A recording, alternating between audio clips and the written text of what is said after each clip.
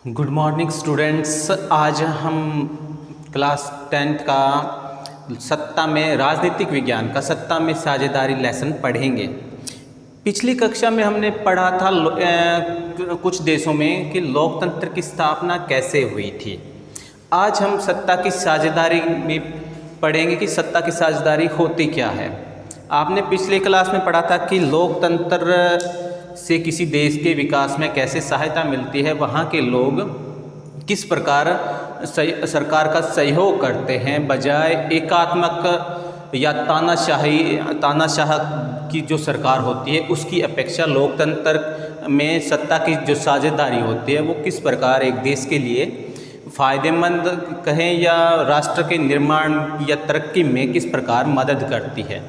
पिछले साल हमने जो पढ़ा था वो पढ़ा था पोलैंड में या चिली में, जहां एक तानाशाही की सरकार बदलकर या एक नेपाल की सरकार में राजशाही को बदलकर एक लोकतंत्र की स्थापना की और लोगों ने सत्ता में साझेदारी किस प्रकार निभाई या निभाते चले आ रहे हैं। ठीक है, तो आज हम दो देशों की, जहां पर एक देश में एकात्मक शासन व्यवस्था है जबकि दूसरे में लोकतांत्रिक व्यवस्था को किस प्रकार उन लोगों ने अपनाया है, दोनों में ही विभिन्नता होते हुए वहाँ पर किस प्रकार वो सहायता करने में मदद कर रहे हैं। तो पहले हम जिस देश के बारे में पढ़ेंगे वो बेल्जियम होगा।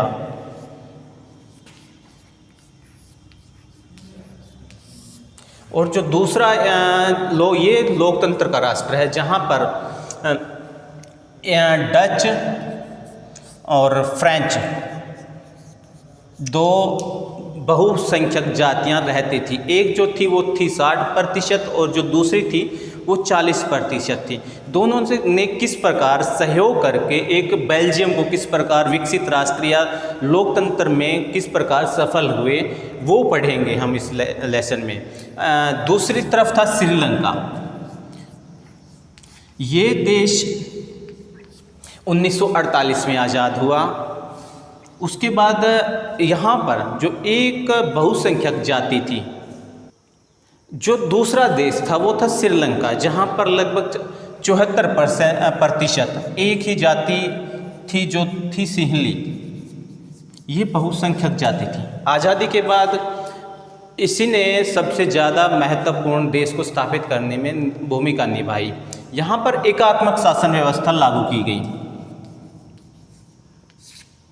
एकात्मक शासन व्यवस्था यह कहे ये तानाशाही प्रवृत्ति, जहाँ पर केवल सिंहली जाति के लोगों को प्रमुख वरीयता या आगे लाने में महत्व दिया जाता था, औरों को नहीं। यहाँ पर सिंहली जाति के अलावा भारत से चाय के बागानों में काम करने वाले ले गए मजदूरों, मुस्लिम, तमिल्स और ईसाई लोग जो भी थे, उनकी जो मांगों थे उनको दरकिनार किया जाता था यहाँ पर श्रीलंका में। ठीक है, जबकि यहाँ पर जो सरकार बनी थी, यहाँ पर भी जो 60% लोग थे डच लोग थे, उन बहुसंख्यक समुदाय के थे 59% फ्लेमिश एरिया में रहते थे, दूसरे बलोनियन क्षेत्र में रहते थे 40% लोग। ठीक है, जो 40% लोग थे वो ये सोचते थे कि जो 60% बहुसंख्यक लोग हैं वो उनकी भावनाओं को या उनकी मांगों या उनके कार्यों को अनदेखी करेंगे। इसकी वजह से यहाँ पर भी टकराव पैदा होने की स्थिति कई बार उत्पन्न हुई थी। जबकि यहाँ पर तो 1956 में एक कानून कर दिया गया था।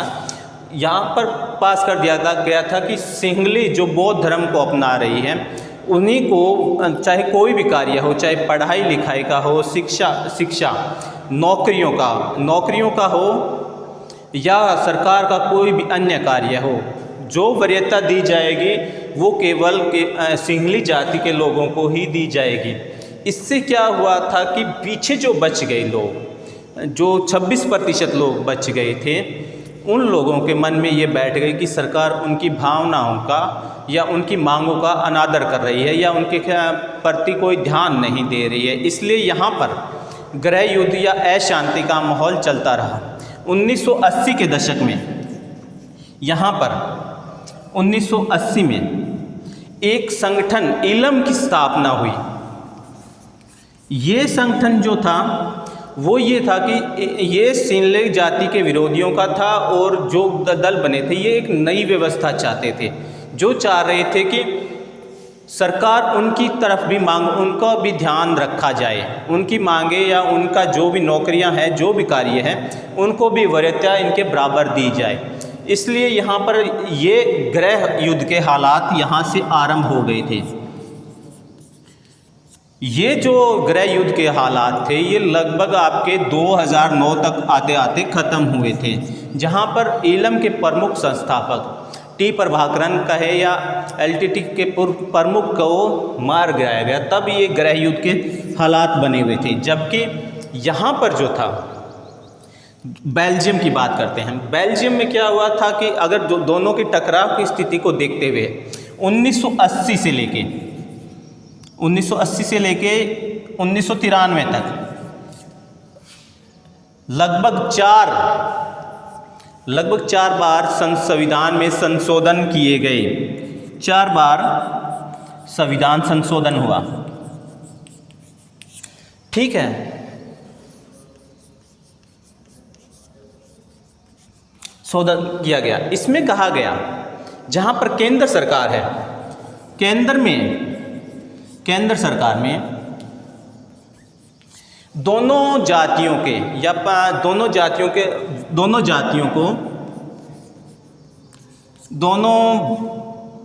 को बराबरी का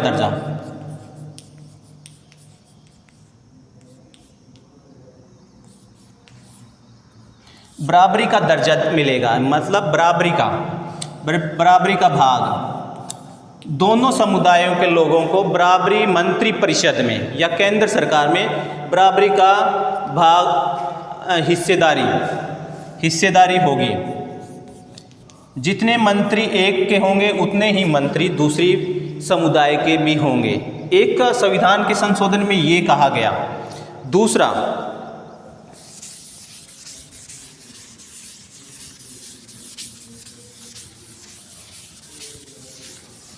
जो संशोधन हुआ उसमें कहा गया कि केंद्र सरकार और प्रांत में भी सरकारों का निर्माण किया जाएगा।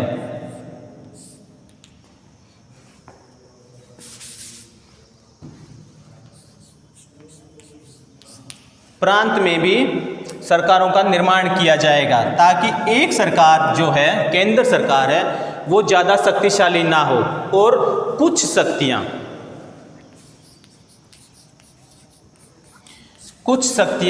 केंद्र सरकार की भारत में इन्हें राज्य सरकार कहा जाता है, केंद्र प्रांत सरकार को दे दी गई ताकि ये भी यहाँ पर भी जो कानून बने वो प्रांत सरकार की सहमति से बने। ठीक है, शक्तियों का बंटवारा हो गया यहाँ पे, या ये कहें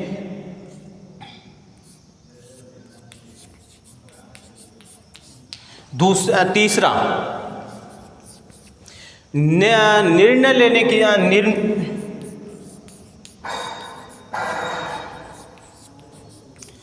कोई भी एक व्यक्ति या कोई भी एक समुदाय सरकार में जो होता है वो दूसरे की मर्जी के बगैर यहाँ पर निर्णय नहीं ले सकता। यहाँ पर जो किसी भी कार्य को लेकर निर्णय लेना होता है वो दोनों की समझदारी या दोनों की सहमति से लिया जाने लगा। तीसरा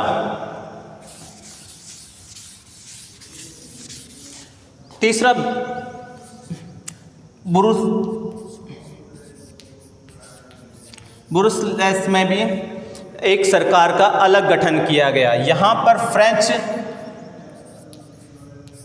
भाषा और डच भाषा दोनों को बराबरी का बनाया गया, क्योंकि फ्रेंच भाषा के लोगों ने केंद्र सरकार में भी डच भाषा के लोगों को मानी गई थी बराबर प्रतिनिधि। यहाँ पर फ्रेंच ब्रुसेल्स में अलग सरकार,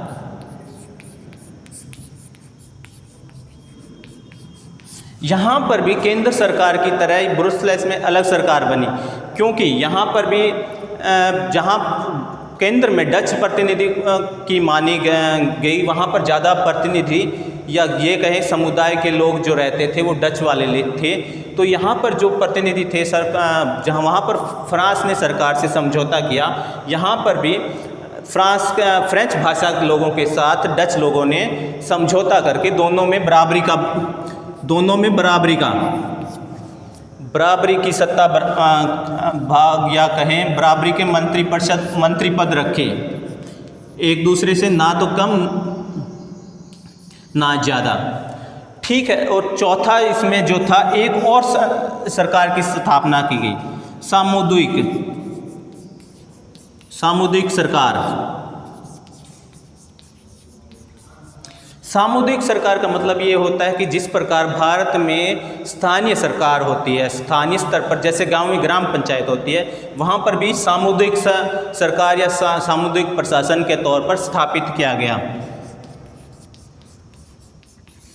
इनका कार्य ये होता था कि ये जो थे स्थानीय स्तर पर जो कार्य होते थे वे ये करवाते थे। इसमें मुस्लिम, ईसाई, फ्रेंच, डच, जर्मन लोग आदि सभी शामिल होते थे। ये था बेल्जियम का लोकतांत्रिक स्थापना या ये लोकतांत्रिक सरकार के कार्य, जबकि श्रीलंका में क्या था, केवल एकात्मक शासन व्यवस्था थी। और ऊपर से 1956 में जो कानून पास किया गया, वहाँ पर केवल एक ही भाषा के लोगों को ज़्यादा महत्व दिया गया, जो थी सहेली। अब इसके बाद आता है कि सत्ता में साझेदारी या क्यों ज़रूरी है। सत्ता में साझेदारी इसलिए ज़रूरी है, सत्ता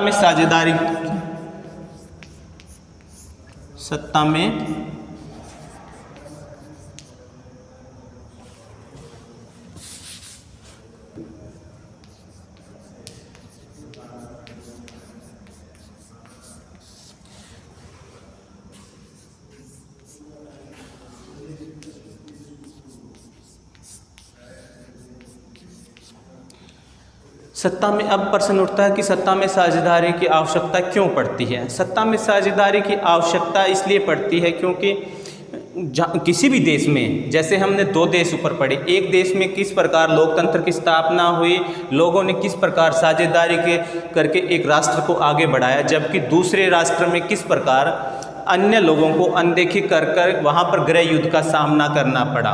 दूसरा महत्वपूर्ण कारण ये है कि अगर हम लोकतंत्र में हिस्सेदारी या सरकार देश में सत्ता में साझेदारी नहीं होगी तो एक जो बहुलक या ये कहें ज़्यादा जनसंख्या वाले लोग जो केंद्र सरकार में बैठे होते हैं, जिनकी सरकार होती है, वो दूसरे लोगों की मांगों को या उनके कार्यों को अनदेखा करने की कोशिश करती है। इससे गृह युद्ध या अशांति का माहौल पैदा होता रहता है। इसकी वजह से सत्ता में साझेदारी की आवश्यकता होती है, जो हम निम्न दो प्रकार से कर सकते हैं। सत्ता में साझेदारी के दो प्रकार होते हैं, एक होता है नैतिक प्रकार से और दूसरा होता है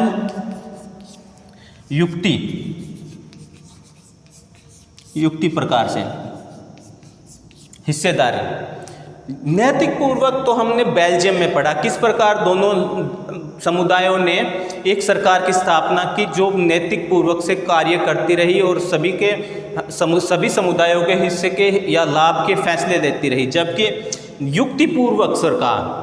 युक्तिपूर्वक से संबंधित हम इस प्रकार कह सकते हैं कि किसी भी देश में अगर कोई सरकार नहीं बन रही है, जैसे उदाहरण के लिए ले लेते हैं हम हिंदुस्तान, जहाँ पर युक्तिपूर्वक सरकार बनाते हैं। किसी भी एक संगठन को अगर बहुमत ना मिले और दूसरे को बहुमत से थोड़ी बहुत कम सीटें मिली और उसकी सरकार ना बने, तो दूसरे जो नीचे दल के लोग होते हैं वो अपनी सरकार बनाने की चाहत में जो ज़्यादा सीटें आई हुई होती हैं उन लोगों को सत्ता से बेदखल किस प्रकार करते हैं। उदाहरण के तौर पर आप देख सकते हैं, अगर हम किसी भी एक राज्य का नाम यहाँ पे मैं बता देता हूँ कि युक्तिपूर्वक वो होती है जहाँ पर जो बहुमत से कम होता है सीट, बहुमत के नज़दीक सीट होती है, उस पार्टी को सरकार से दूर रखने का कार्य करना। एक जो छोटे छोटे दल मिलकर अपनी सरकार बना लेते हैं, जिस प्रकार महाराष्ट्र में बनाई थी या मध्य प्रदेश में पहले मध्य प्रदेश में अब बनाई है, या पहले एक सरकार को तोड़कर दूसरी सरकार युक्तिपूर्वक किसी प्रकार बनाना, युक्तिपूर्वक किसी भी समस्या का हल निकालने के लिए भी किसी प्रकार से हम ये सरकार या एक लोकतंत्र की सरकार की स्थापना कर सके, दूसरी पार्टी को सरकार से दूर रखने का युक्तिपूर्वक होता है। ठीक है, सत्ता में हिस्सेदारी हम लगभग 4 तरीके से कर सकते हैं। विभिन्न, जिस प्रकार भारत में लोकतंत्र में सत्ता की जो हिस्सेदारी है वो 3 क्षेत्रों में बांटी गई है, जैसे कार्यपालिका,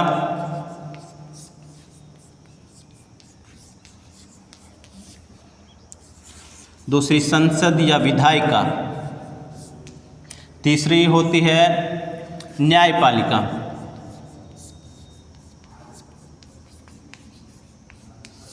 न्यायपालिका।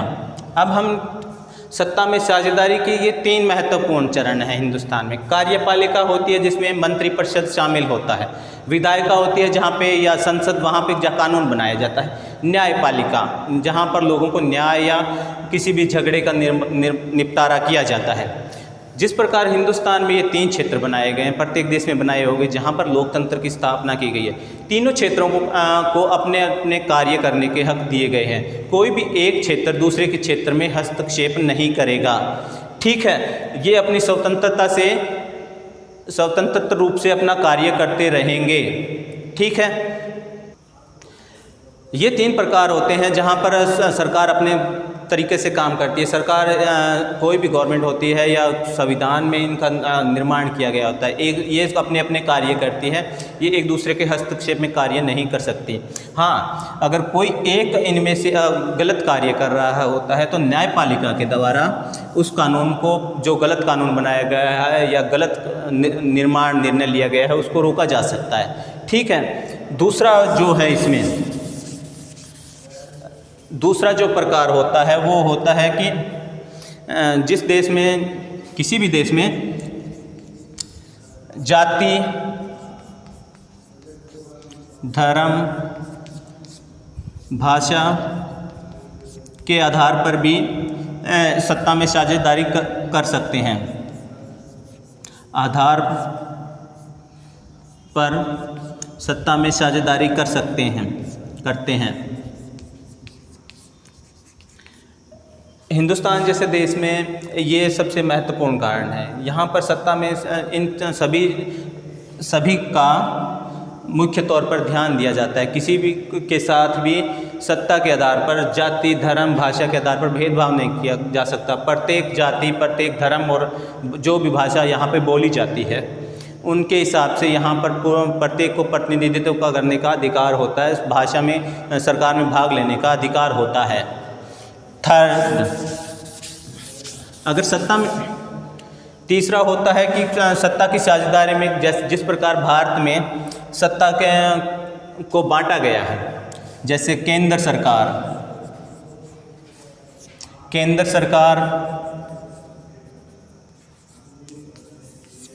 दूसरा राज्य सरकार,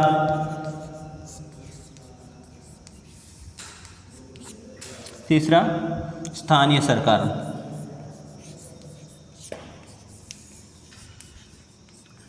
इस प्रकार भी सत्ता की साझेदारी में कोई भी देश जिस प्रकार भारत ने किया है, इस प्रकार से कर सकता है। केंद्र सरकार, राज्य सरकार और स्थानीय सरकार, ताकि कहीं पर भी किसी भी व्यक्ति के साथ भेदभाव ना हो।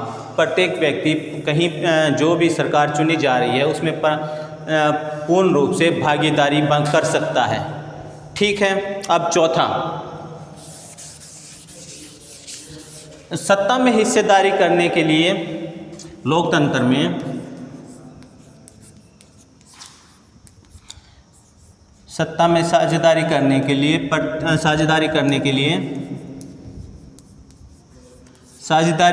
लिए चुनाव अवश्य करवाने चाहिए। चुनाव करना, लोकतंत्र में अगर सत्ता में साझेदारी करना होता है तो प्रत्येक सरकार को या प्रत्येक देश को ये करना चाहिए कि एक समय के बाद चुनाव करते रहना चाहिए, ताकि लोगों की भावना या उनके मांगों के साथ कोई भी उनको मांगों को अनदेखा ना कर सके, ताकि अगर कोई एक व्यक्ति या एक सरकार जो होती है किसी की मांगों को अनदेखा करती है तो दूसरी सरकार को चुनने का हक वहाँ पर होना चाहिए। यहाँ पर विभिन्न दलों का होना आवश्यक है। विभिन्न दलों के से मतलब यह है किसी भी देश में, जिस प्रकार लोकतांत्रिक देश अमेरिका है, वहाँ पर 2 दल होते हैं। अगर एक सरकार वहाँ पर एक दल अच्छा कार्य नहीं कर रहा है जो सरकार में होता है, तो उसको लोगों को दूसरा चुनने का अधिकार होता है। ठीक इसी प्रकार भारत में विभिन्न प्रकार के विभिन्न दल हैं, छोटे छोटे भी दल हैं, क्षेत्रीय दल, बड़े दल। अगर जो कोई कार्य नहीं करता है, लोगों की अनदेखी करता है या सत्ता का दुरुपयोग करता है, तो वहाँ पर लोग जो हैं उनको बदल सकते हैं। ठीक है, इस प्रकार इस लेसन में हमने देखा कि लोगों को सत्ता में साझेदारी होने का क्यों आवश्यक है, क्योंकि अगर सत्ता में भी लोग हिस्सेदारी नहीं करेंगे तो वहाँ पर लोगों को मांगों का या उनके कार्यों का कोई ध्यान नहीं दिया जा सकेगा और देश मुख्य तौर पर देश अशांति के माहौल में चला जाएगा, देश तरक्की नहीं कर सकेगा। धन्यवाद।